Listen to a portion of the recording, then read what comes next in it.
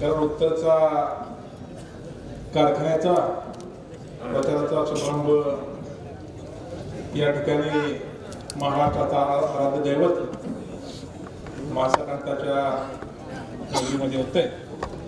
या सभेचे प्रमुख आपल्या सर्वांचे नेते आदरणीय बाळासाहेबजी पाटील, मंचकावर उपस्थित सर्व आदरणीय पत्रकार बंधू आणि सभासद, या ठिकाणी इलेक्शन सह्याद्री कारखान्यात सुरू आहे। सामान्य सभासदांच्या जीवन मरणाचा प्रश्न आहे। आता आपण म्हणले की कराड काय त्या बीडला एक आका होता, पण ह्या कणामध्ये 20 आका आहेत। जसं लोण्याचा गोळा ह्यांची भांडणं आधीच आणि फुटलं काम।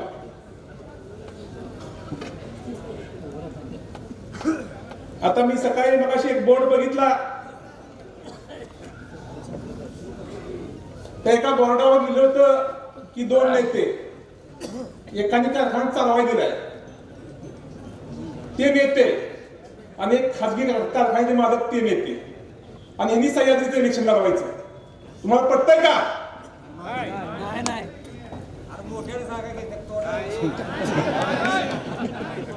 ज्यांनी 20% काटा मारायचा, जो सभासद जे शेतकरी आहे, शेतीच्या जेवण स्वतःच्या कुटुंबाची जबाबदारी असेल, मुलांचं शिक्षण असेल, मुलांचं लग्न असेल, ही स्वप्न रंगवतात आणि त्या ठिकाणी शेतीमध्ये काळ रात्रंदिवस कष्ट करतात। त्या शेतकऱ्याचा ऊसाचा जर 20% तुम्ही मारत असाल तर तुम्हाला त्या ठिकाणी सह्याद्रीचा निवडणूक लढायचा अधिकार आहे का?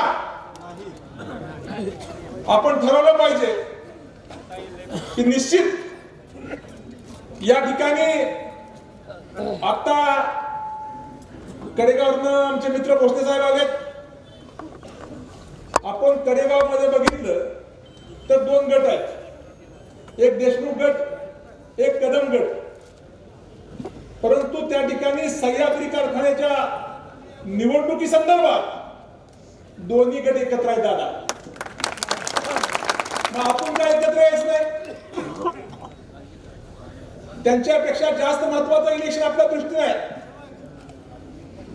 या ठिकाणी सर्व नेते बोलले, मी काय जास्त बोलणार नाही। मगाशी शहाजहानांनी सांगितलं की चव्हाण साहेबांचा काहीतरी विषय काढला, मध्ये मी ताईंच्याकडे गेलो होतो, शालिंदार पाटलांच्याकडे, सहज विषय निघाला, चव्हाण साहेबांचा निघाला, वसंतदादांचा निघाला, महाराष्ट्राच्या राजकारणाचा निघाला। तेव्हा ताई सांगत होत्या की चव्हाण साहेबांचं निधन झालं, आता चव्हाण साहेबांचा अंत्यविधी कुठे करायचा?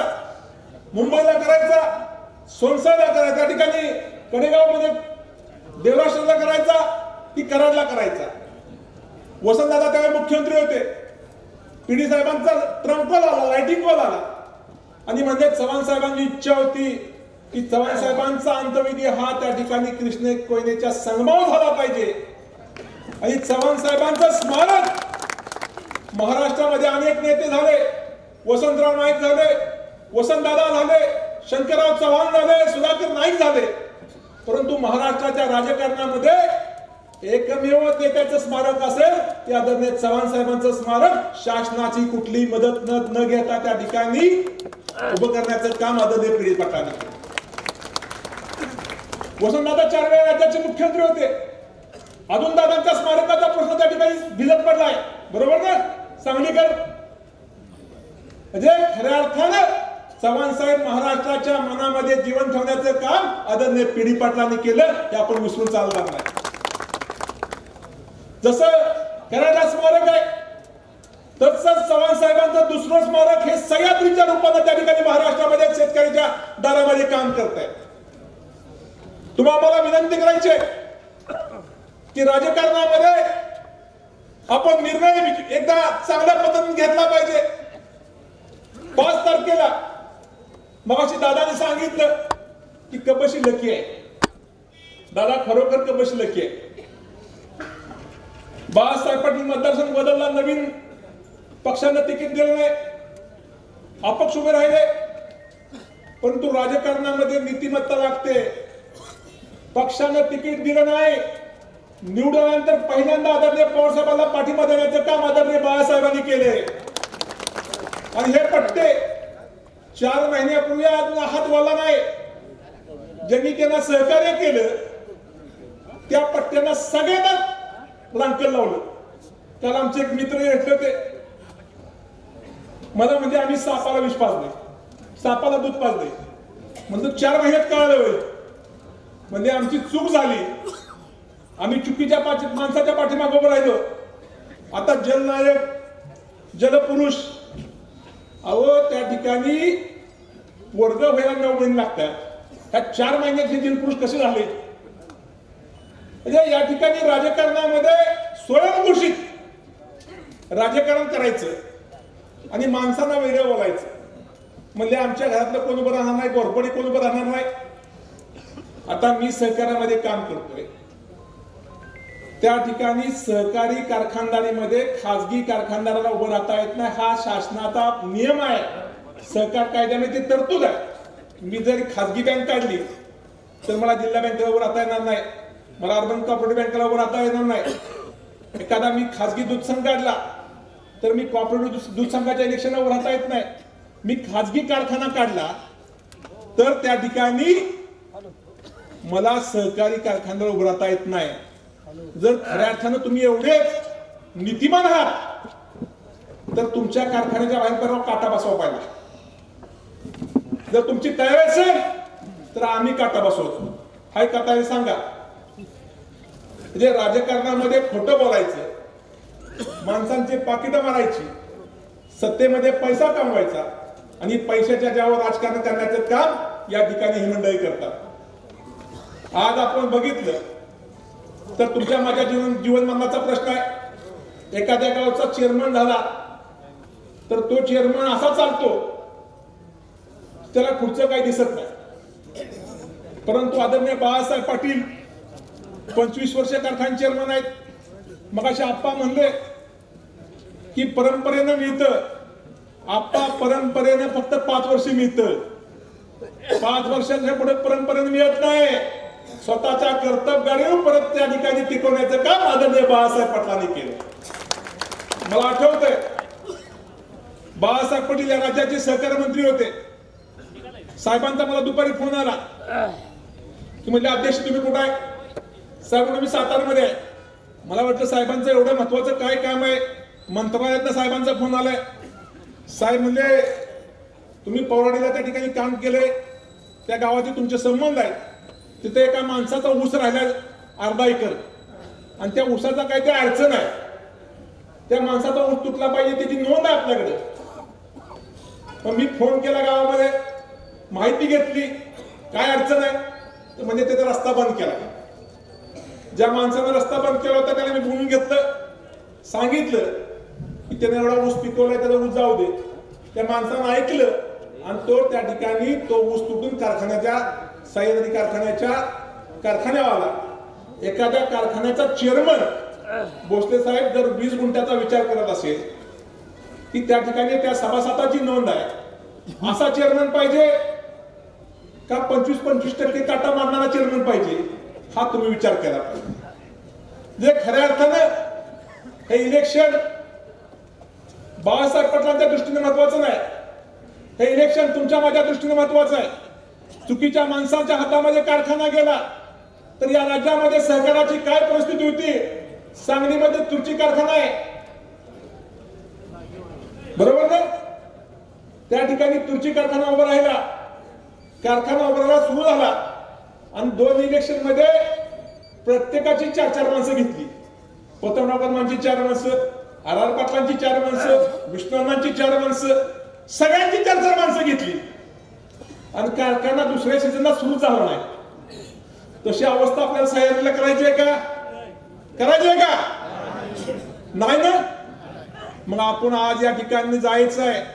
उमेदवार कोण आहे, नेता कोण आहे, प्रत्येक गावामध्ये प्रत्येक सभासदापर्यंत आपण गेलं पाहिजे. आपल्या पॅनलची भूमिका सांगितली पाहिजे, आपल्या नेत्याची भूमिका सांगितली पाहिजे, कारखान्याच्या अडचणी सांगितल्या पाहिजे.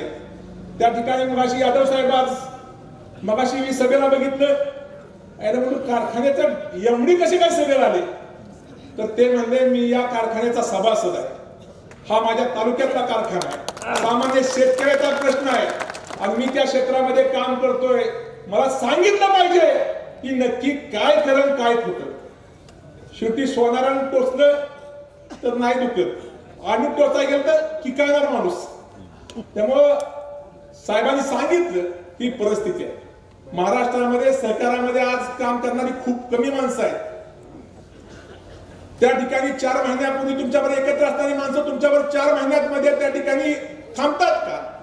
मी मगाशी रामराजे साहेबांना फोन केला, माणिकराव पाटील त्या ठिकाणी श्रीराम कारखान्याला स्टे होता इलेक्शनला, आज स्टे उठला म्हणून मी रामराजे साहेबांना फोनवर फोन केला, म्हणलो अभिनंदन साहेब, जरी ते दुसऱ्या पक्षात असले तरी आमचे संबंध फार जिव्हायचे आहेत, जसे त्यांचे आहेत तसे दादांचे पण आहेत.